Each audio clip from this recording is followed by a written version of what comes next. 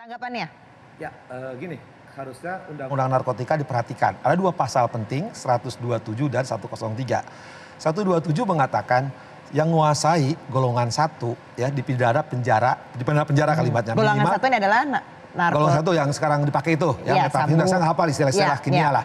Sabu lah jenisnya paling gampang. Minimal 4 tahun sampai 12 tahun. Nah, tapi di ayat 2-nya ketika memutus itu wajib memperhatikan rehabilitasi, itu di pasal 54 dan sebagainya. Jadi hakim boleh menjatuhkan penjara maupun rehabilitasi kumulatif. Nah, ketika menjatuhkan rehabilitasi tadi ya harus memperhatikan ya karena dia penyalahguna. Nah, ada ketentuan Mahkamah Agung ya Perma Mahkamah Agung nomor 4 tahun 2010. Ada patokannya sabu sekian ini sekian bukan bagian dari jaringan, ada dirinci itu semua. Ada kesepakatan 7 kelembagaan kementerian. Artinya apa? Seorang yang menggunakan golongan 1 ya, penguasaannya tadi menguasai barang itu ya bisa dihukum sekali lagi ya, di penjara ada ancamannya.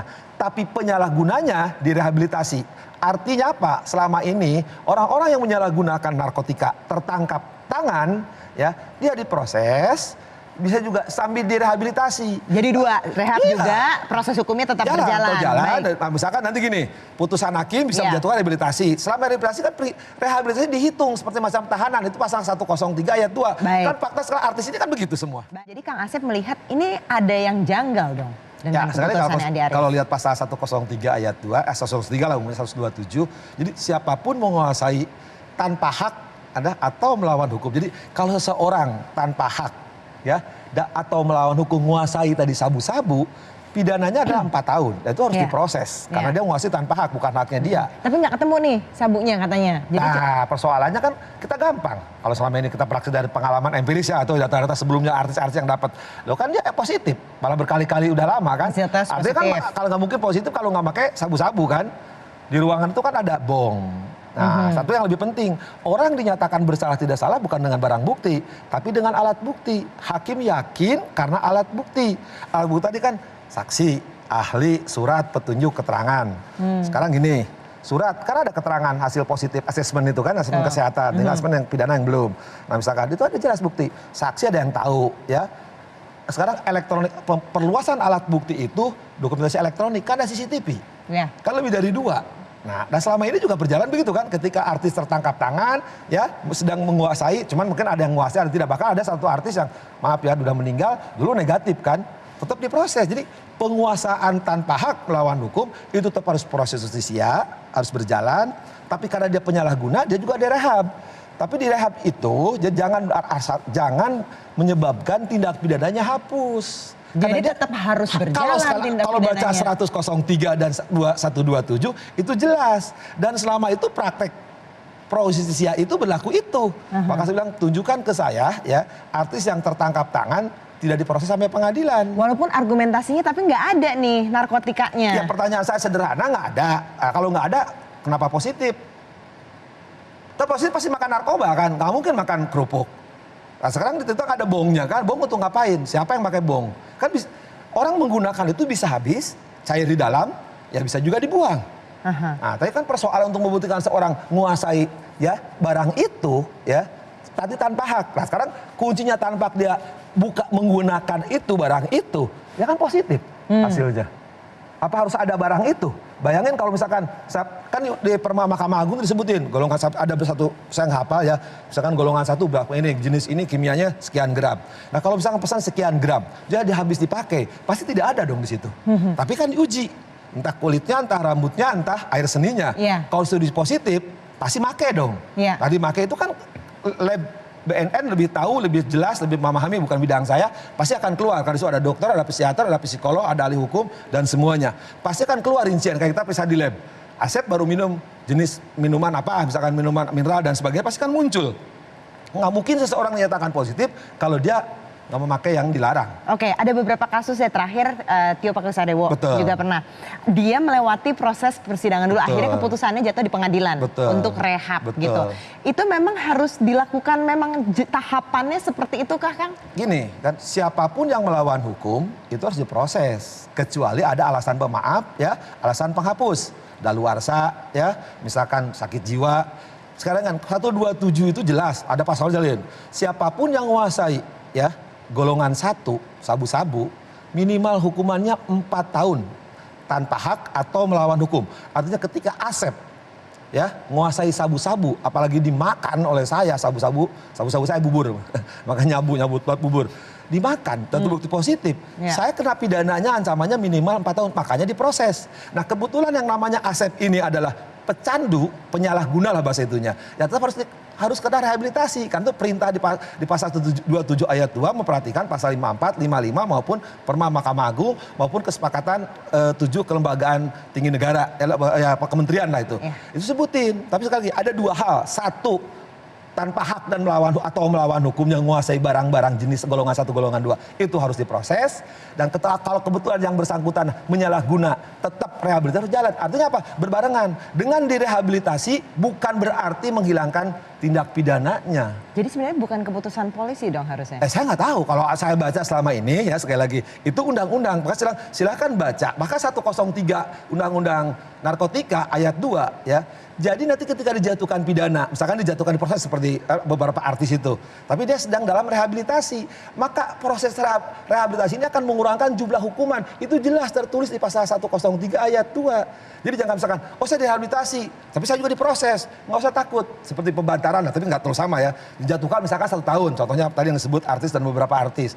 Jadi kan dia selama ini di panti rehab kan, baik rehab medis maupun rehab sosial. Nah itu akan mengurangi jumlah hukuman. Nah kalau sekarang itu saya nggak ngerti, saya nggak paham. Selama maupun saya praktek dulu juga sebagai hakim, ya itu yang digunakan. Teman-teman saya ini atau yang sering tertangkap, yang sering muncul di media juga tertangkap para artis, selebritis, itu kan yang terjadi. Lalu melewat ke pengadilan. Bukan, kamu itu kan jejak digital, jadi diproses dulu karena penguasaan tanpa haknya itu kan, atau melawan hukum, dia menguasai barang yang tidak boleh dikuasai dia karena tanpa hak, dan itu melawan undang-undang, itu harus diproses karena dia tanpa hak. Nah ketika dia memang ternyata ketergantungan karena dia pecandu atau penyalahguna, ya dia harus direhabilitasi. Makanya ketika direhabilitasi itu kalimatnya dapat direhabilitasi kalau Perma Mahkamah Agung ya. Kalau di Undang-Undang 54 Narkotika disebutin wajib.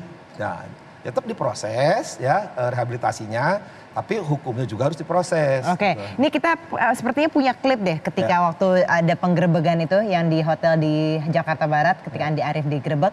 Kita lihat toiletnya tuh kalau inget tuh Kang Asep itu kan kayak copot gitu karena ada proses untuk menghilangkan bongnya itu sendiri. Sampai akhirnya dicari loh itu. Iya, itu kan barang bukti. Jadi kalau alat bukti itu kalau itu yang sah limitatif ya. Kalau barang bukti bentuknya banyak. Nah sekarang pertanyaannya bong itu untuk apa? Bisa nggak tuh kena mencoba menghilangkan barang bukti? Ya bisa juga, tergantung kan kita kan hanya melihat di media ya, yang mungkin yang tahu kan penyidik yang melakukan OTT kan. Nah ketika itu gambar itu, apa ini gambar hoax atau kita kan nggak tahu kan. Sekarang bisa menunjukkan itu kan alat-alatnya kan ada. Ya. Nah itu kan bukankah itu juga salah satu barang bukti? Ya. Nah, tapi yang bagi saya itu orang menghukum orang itu diproses itu karena alat bukti. Ada saksi, ada surat hasil asesmen positif gitu kan. Nah sekarang dikuatkan. Positifnya kenapa? Karena pemeriksaan. Kemudian juga di lapangan kelihatan kan dibongkarnya itu kalau sekali lagi. Kalau ini benar ya, karena ini dokumentasi elektronik, perluasan alat bukti menurut Undang-Undang ITE. Ya, informasinya mencoba menghilangkan barang bukti itu.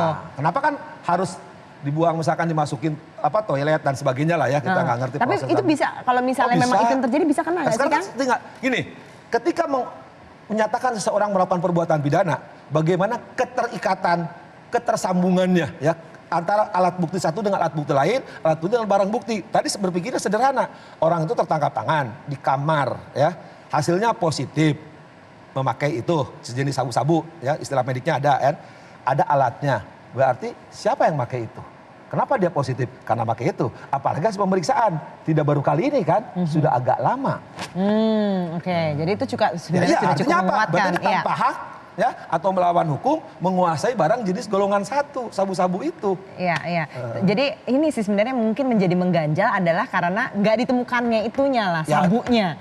Ya, tapi kan makanya sederhana. Nah sekarang bagaimana kalau orang itu telah habis? Misalkan gini, minum aja habis semuanya. Misalkan penggerebegan, ya cepet kan banyak tuh dulu bandar-bandar yang ketangkap hukuman mati juga. Masukin aja berkilo-kilo ke dalam. Kan nggak ada barang buktinya di perut, habis kan?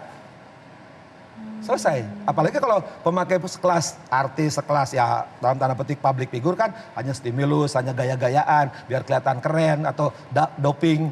Pasti kan nggak makan kiloan kan, pasti gram-gram bersekian koma. Tapi misalnya ya satu strip, satu garis istilahnya mereka itu kan, ya pasti habis. Belum tuh nyisa.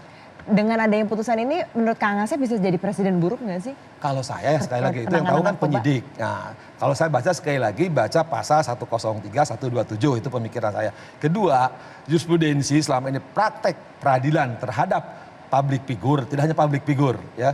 Tokoh-tokoh yang ketangkap kan dilakukan penyidikan sampai diproses di peradilan, tunggu penetapan pengadilan. Sekarang bayangkan, sekarang sederhana. Yang menimpa ini kebetulan di Jakarta ada BNN, ada lab bis assessment. Bayangnya di pelosok-pelosok yang ketangkapnya sama polsek-polsek. Kalau nggak ada barang bukti kan banyak di daerah-daerah itu. Di ujung-ujung sana kan sekarang narkotika udah nyebar, narkoba lah udah nyebar kemana-mana. Kemudian di daerah itu nggak ada asesmen, nggak ada barang bukti. Lebih parah lagi kan, harus keluar. Padahal mereka make. Tapi keburu habis kan. Nah ini kebetulan kan ada asesmen yang membuktikan dia positif. Ya itu kan sebenarnya telak kalau menggunakan itu.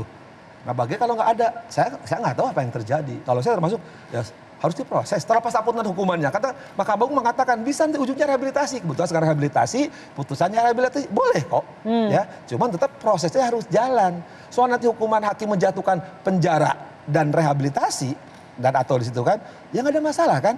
Kalau di penjara kan rehabilitasinya dihitung.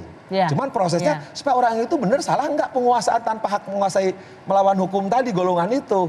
Nah, tapi kalau sekarang langsung rehabilitasi, saya khawatir nanti keluarga yang selama ini tertangkap, loh kami yang ada artis juga yang, loh kenapa kami nggak dikeluarin rehabilitasi, kenapa kami diproses, dijadikan tersangka. Nah itulah kan di depan hukum harus sama. Mungkin saya kira itu udah catatan bagi saya. Tapi sekali lagi itu kewenangan subjektif, kewenangan objektif dari pihak yang entah itu penyelidikan atau penyidikan kita nggak tahu. Kang Asep kan pernah menangani juga waktu jadi hakim menangani kasus narkoba seperti ini begitu ya Kang ya. Kalau misalnya ada putusan sekarang rehab plus juga ada wajib lapor begitu.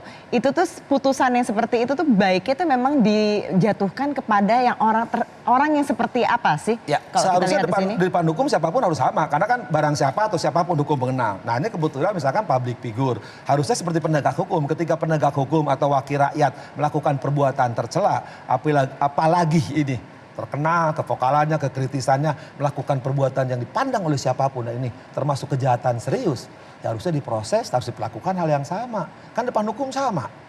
Nah kalau ini tidak dilakukan ini, saya khawatir, ya sekarang lagi musim kan, hoaks, ujonisasi dan sebagainya itu kita khawatirkan. Nah tapi ya kalau nanti ini dilakukan terhadap petinggi-petinggi, ya dalam arti tokoh-tokoh public figure yang punya pengaruh di politik, saya khawatir, sekali lagi khawatir, nanti setidaknya minimal kalangan pekerja seni akan mengatakan oh kaum kami kok semua diproses, nggak direhabilitasi. Nah padahal kan di depan hukum kan sama. Ya, yang beda itu kan, yang beda itu hanya satu Din, di depan mertua. Depan mertua, oke. Kang Asep Iwan Iryawan terima kasih banyak sudah hadir bersama kami di Prime Time News.